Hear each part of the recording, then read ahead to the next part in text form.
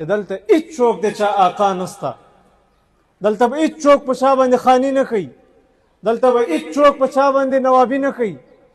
دلته به هېڅوک په چا باندې خپله جرنیلي او میزري نه خرچوي.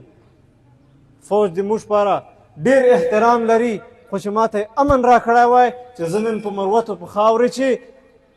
په کور چې په امن او سکون سره پروت وای، چې نن دماغ دلته شورېده، دا تاسو سره ناستی د دغ وسواس نه خالي وای چې خدای دې نه کړي په دغه اجتماع چې د خدای یو بدر پیښه کړي.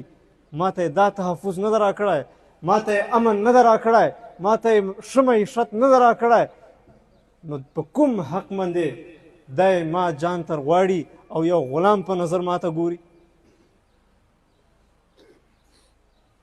دغو خلکو خلاف ما چې څومره خولې تړلې وې په سرو به پښې ږدي.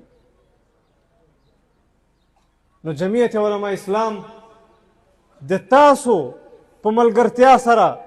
به یو قوت جوړوي او یو ورځ به انشاءالله راځي چې دلته به د امن سوری راځي، د عزت شپې ورځې به راځي، د هر قوم سره وابسته یو عام فرد چې د هغه عزت نفس محفوظي،